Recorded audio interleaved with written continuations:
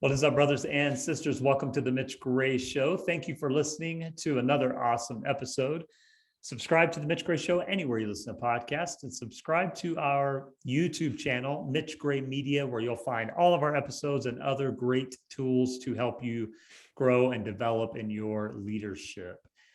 Another great guest today is a repeat guest. I wanted to finish the year of 2021 with a couple of great guests that I loved having on previously.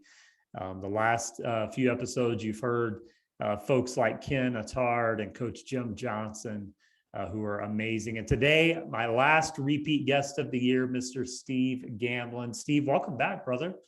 Thank you, Mitch. Great to be here once again and looking forward to a powerful conversation. Yes, we've got something awesome planned for the listeners. Steve, you were on episode 76 that released back in July, Learning to Create Your Vision.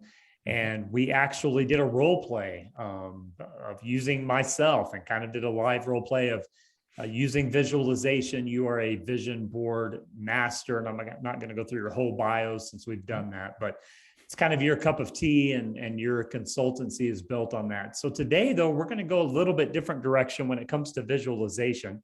We have a lot of people that listen to the show who are entrepreneurs, solopreneurs, they're leading teams or building teams. And oftentimes leaders do a wonderful job of investing in their own growth, their development personally and professionally.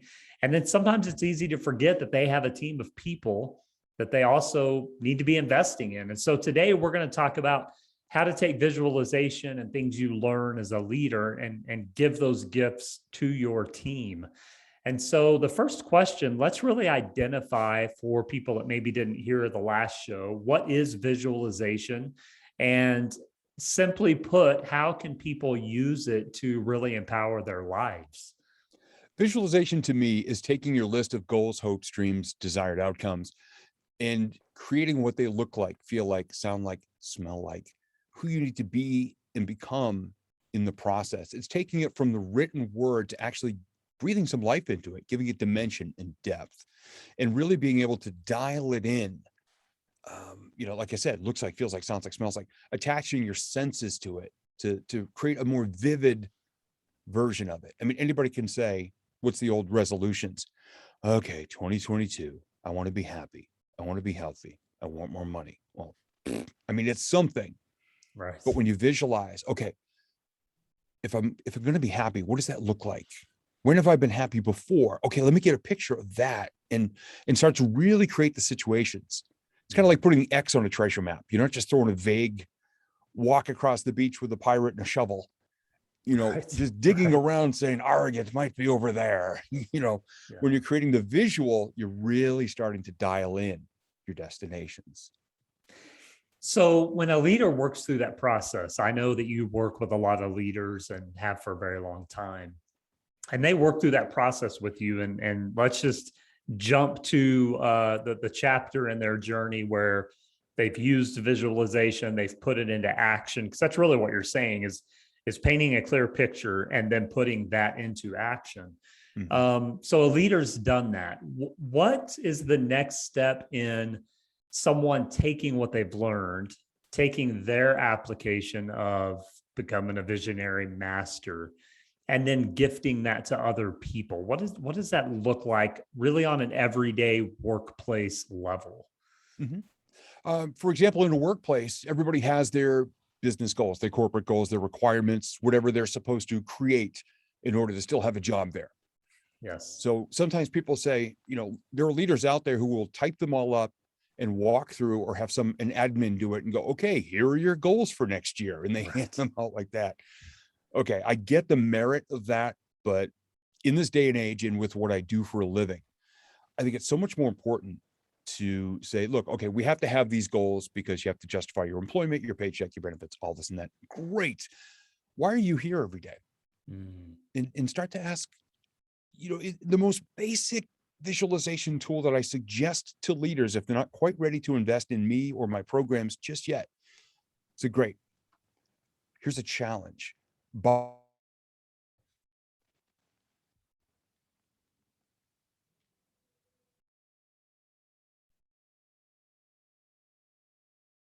ask them to put whatever is most important. Several times a week, walk around and just ask people, what's the story behind that picture? Why are you here every day? What is your primary goal for being here? What's your desired outcome? And some people will say, hey, it's a paycheck. Great first answer. What is that paycheck allowing you to do? Is it paying your bills? Is it to have a nice vacation every year? Is it an education for your kids? Is it a second honeymoon for you and your spouse? What is it? And start to really dig in and create the picture of why they are there. And then make sure that your continued conversations revolve around that. Hey, how are you doing with this? Or if it's your kids, how are your kids doing? Oh my gosh, they're getting so big. And just keep a continuing conversation going as you're heading toward that visual. And always ask, what can I do to help you get there? What's your next step? What's your next action? What can we do to support you in this? Because if people have a really strong vision of where they want to go, they're going to be much more engaged.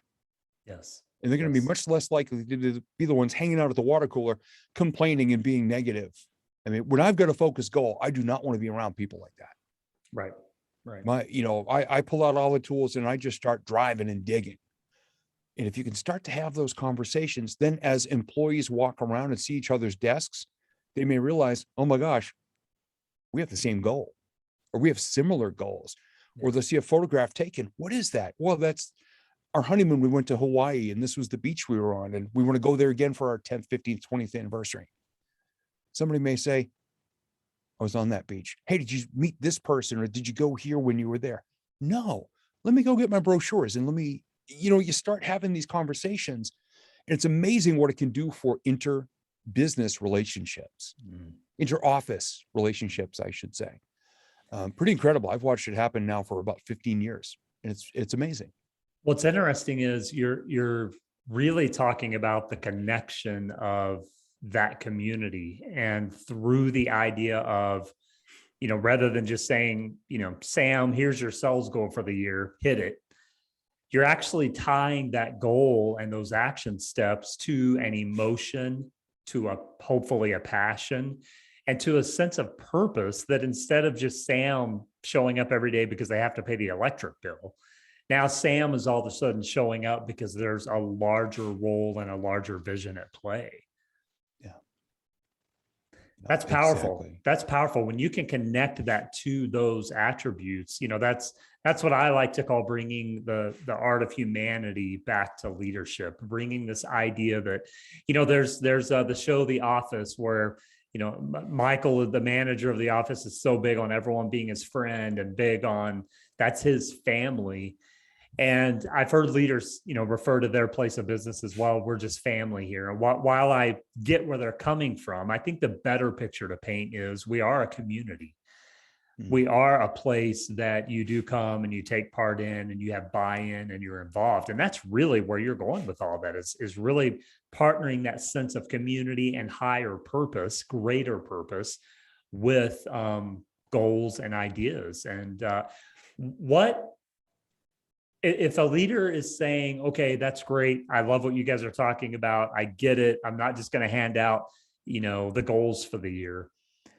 What are maybe 2 or 3 specific action steps that a leader who has never done this before, so it's new to them, and it takes courage to introduce something new, right?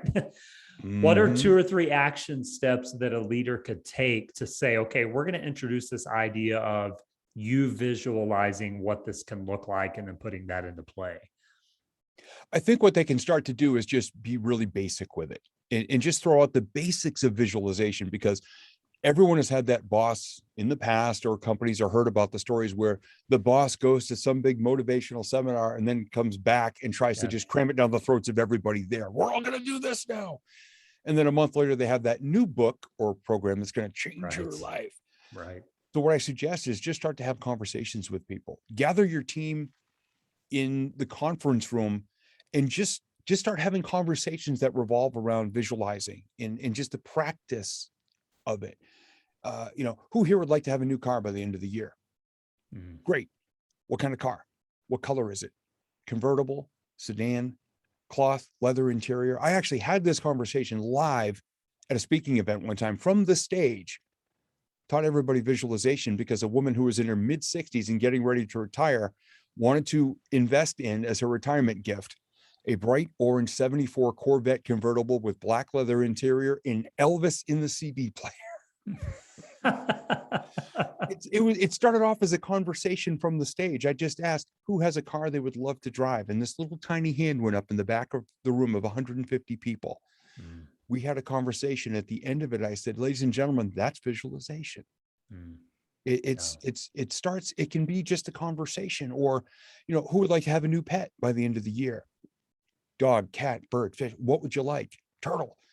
And then start asking, okay, what breed, what color, would you dress it up in the sweaters and all the swag that pets have now? But to start in a conversation and just get people to start using those muscles of not just saying this bland vanilla description of anything anymore, but to start really connecting with what it means to them, how it feels, and who they may need to become to make it happen, what their next steps are.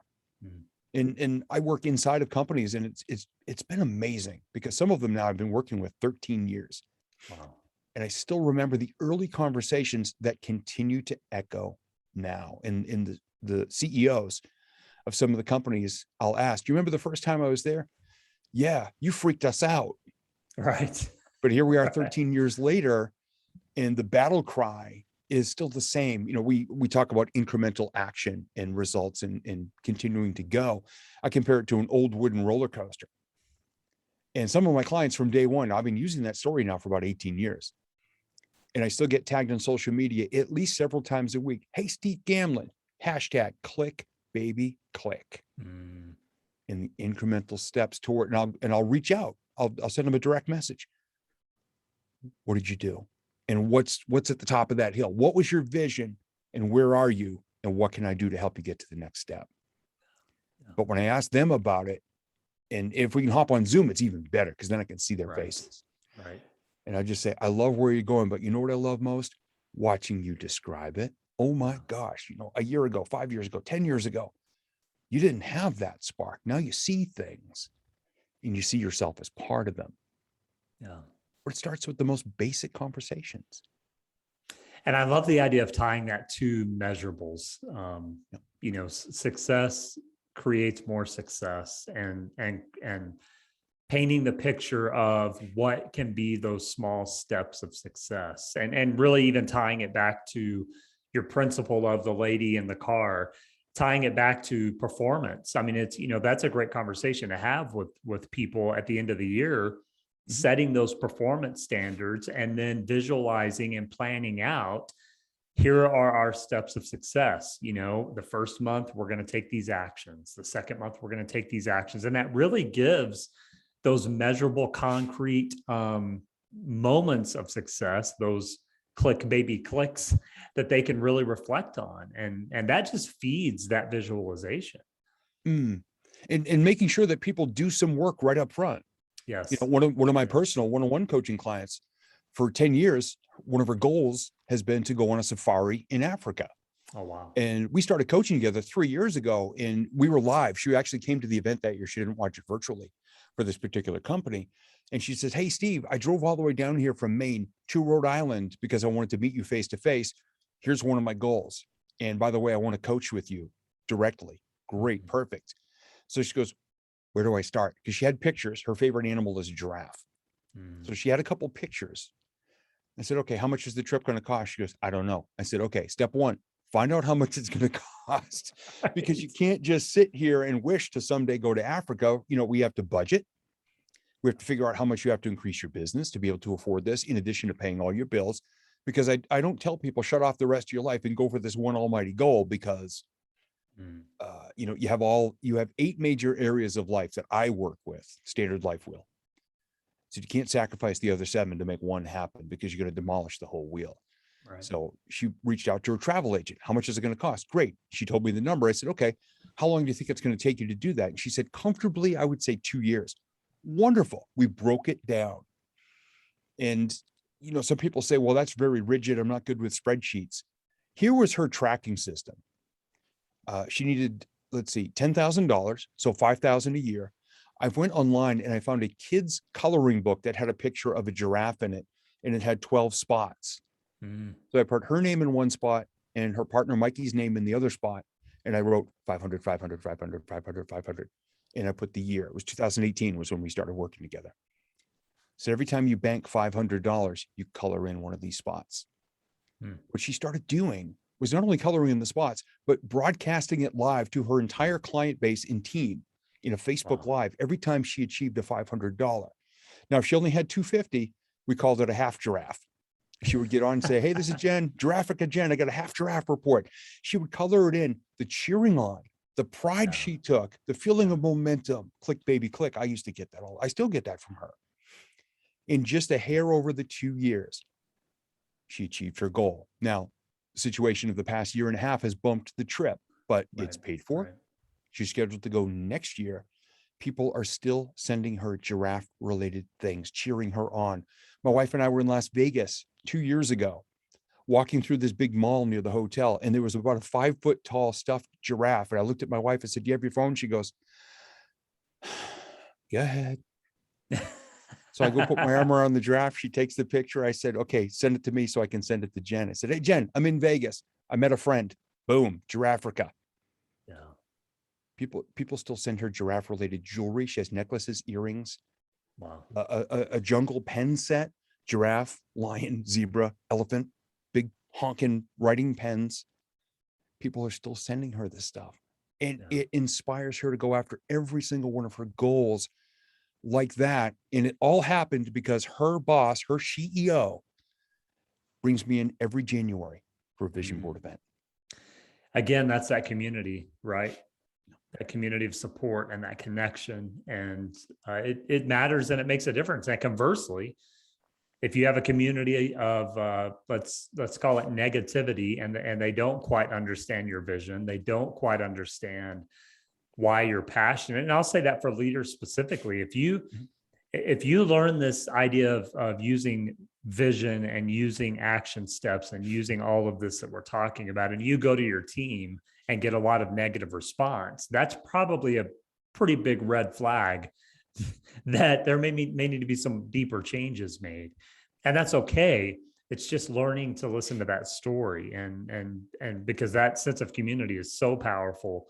And if you don't have that, it's really difficult to build to your full potential. Really difficult. Yeah. And there was a study done about a decade ago now, and 136324. I always remember the numbers. There were hundreds and hundreds of companies studied. 13% of employees, this is in 142 countries around the world, 13% are actively engaged, meaning they will do their job, trade time for a paycheck, and a little bit more. They are very emotionally involved and connected to what they're doing and why they're there. 63% trade their time for a paycheck, and there's absolutely nothing wrong with that. Yes. 24% are actively disconnected and negative, not plugging in, bringing down the vibe, the energy, complaining. These are the people you do not want to hang with. The scariest part about that is the actively negative are almost double the number of actively positive. 13, 63, 24. Right. Those are the ones that if you can get the 13% to stay engaged, if you can maybe bump up some of the 63% when they see the opportunity to be a part of something bigger in an energy shift northward, that 24, you may find them heading out the door on their own before you need to fire them for some reason. Yes. Yes. And some people say there will always be 24. Every ladder has a bottom rung. I get it. But if you can decrease that population, what it's going to do for your company can be immeasurably positive. And some people say it's all rah-rah. It's not. No. It's science, it's energy, it's engagement, it's commitment, and also understanding that your leaders care enough about your vision to be there to support you as an individual, as part of a community. Yeah, I 100% am with you on that. And really, when we're talking about visualization, and we're really talking about clarity, and that is, you alluded to it a while ago, it's like, well, I want to go to Africa. Well, how much is it going to cost? I'm not sure yet. That's a great symbol of lack of clarity. And, it happens to all of us, but learning to have that clarity, especially when it comes to the people that make up your team, because a lot of the issues that we see on teams, that 24%, can be eradicated or lessened by having clarity on who you need on your team, why you need them on your team, and what you want them to be doing. They're not just showing up to go to work. Mhm. And I believe that visualization from the beginning for hiring leaders can be critical when they learn to have that clarity. And people say, well, you've got to have a bottom rung on the ladder. Well, then raise the bottom rung. Put it at 6 feet tall, so someone has to jump to reach it, and they can't just step on it. I've heard that as well, and I'm like, well, then cut off half of the ladder.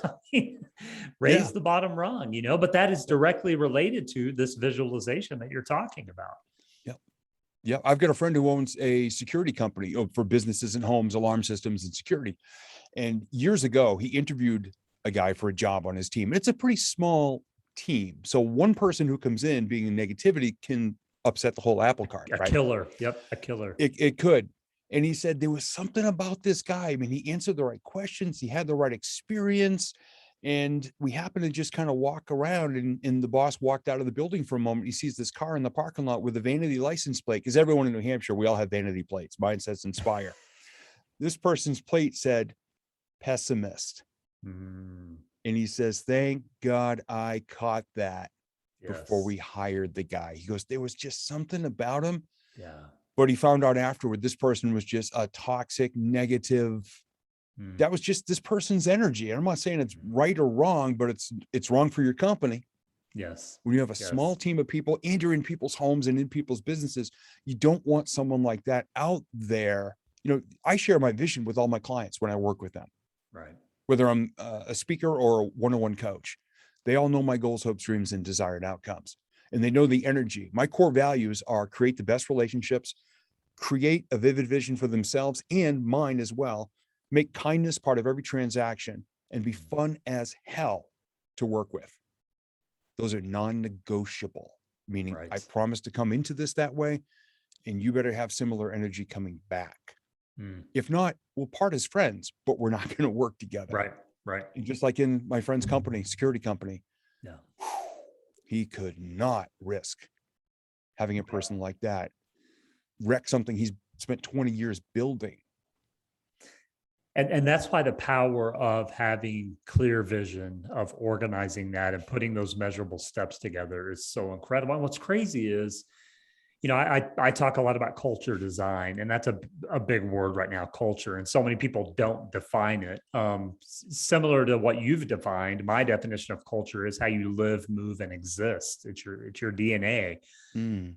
But what's crazy is when people go to start a business, the first thing they should do is design their culture or envision how they want to function within that culture. Everyone, not just them as the person starting the business, but if your goal is to eventually be, $150 million business with a team of 50 people, then you better envision that from the get-go before you write a business plan. Because if you don't have that foundation, everything else is going to crumble at some point in one way or the other. You may still become a $150 million business, but you may also turn gray at 30 years old or whatever it is, lose all of the rest of your life, kind of like what you mentioned earlier.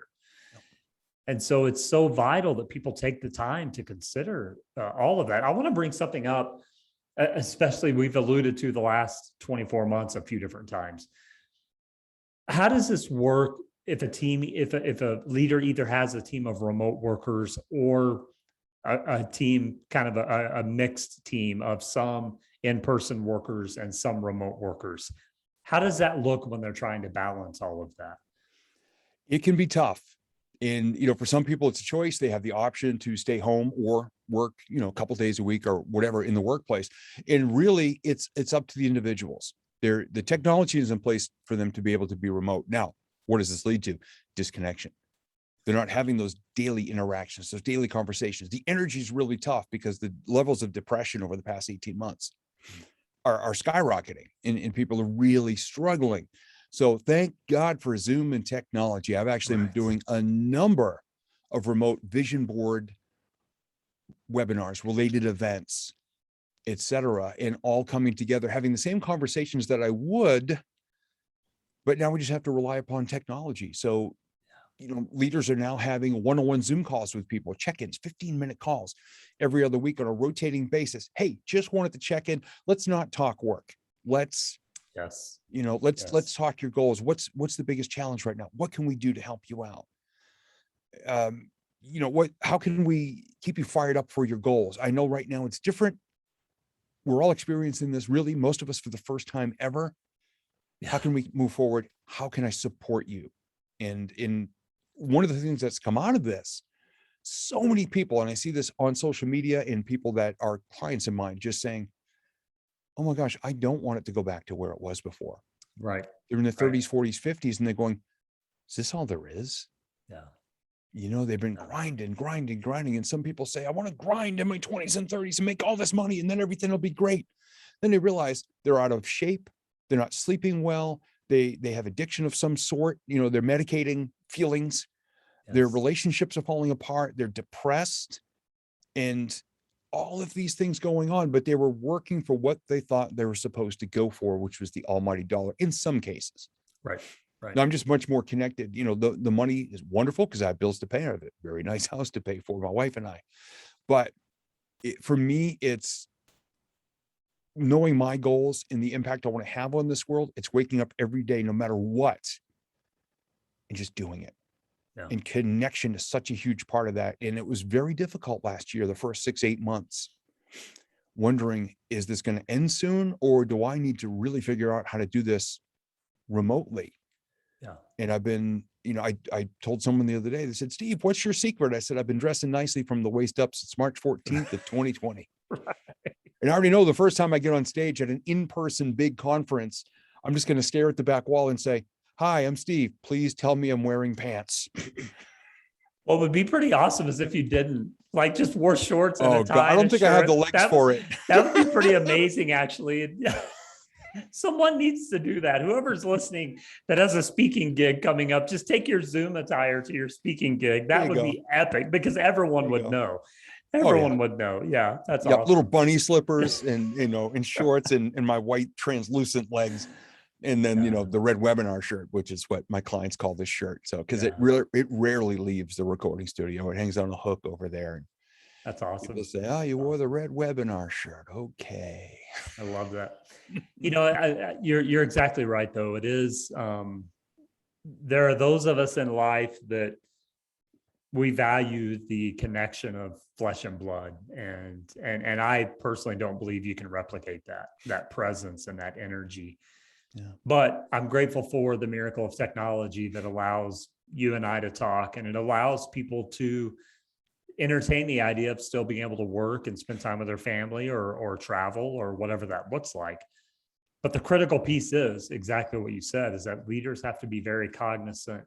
They have to be very intentional, and they have to be very empathetic and stay connected with the people that aren't in the group. I've kind of seen that a little bit in working with leaders, is it's like they have their every Tuesday afternoon kind of get together with your team, and they forget that Mary, Joan, and Johnny are all working from home, and maybe they don't get included. And so it really is being that word empathy I love, because it is being empathetic and making sure those people stay connected.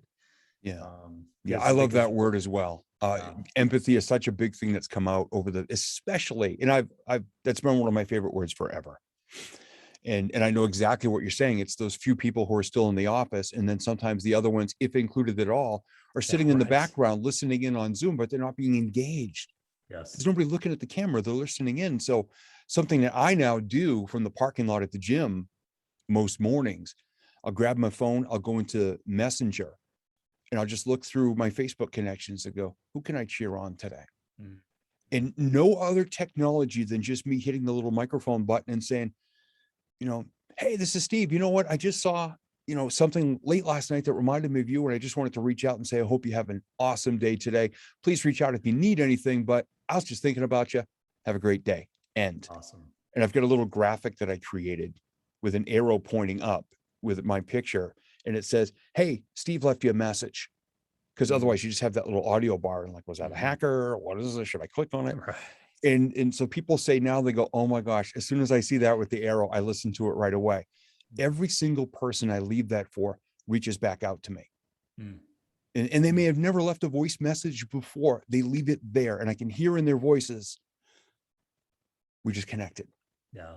Yeah. And so many bosses now are doing that. They say, no Zoom, let's get on the phone. Let's Right. just sit and talk. Right. It's not work. It's not, how you doing? Yeah. What was the coolest thing that happened at the house today? Oh my gosh, I can hear the kids in the background. They sound so happy. That's great. I think we're having more real conversations Mm. than when we were all sitting in the sea of cubicles Mm. 2 years ago. I think so. Humanity and its history tells us that it takes tragedy or travesty to shake us. Yeah. And that's really what we've seen, right? And so the great news is that normally after travesty and tragedy is growth can be exponential because everyone's open to receiving more so than they were before.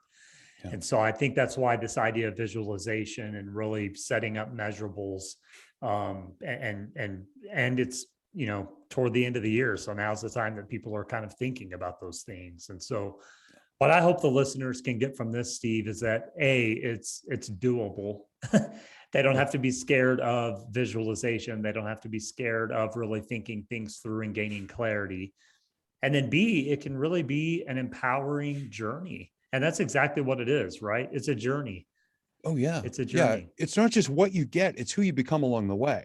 Yes. That's what so many people don't realize. Well, because then if you don't become the right person along the way or use your best skills or meet the best people, you may get it and go, is this all there is? Right. Like, I thought I would feel better Right. about this, or I thought I'd be more proud or confident. It's who you become along the way, I believe sometimes is more important than what you actually get. Yes. Because then you're ready to go after the next one. You're already partway up the hill for the next one. Yeah. I love that. I love that.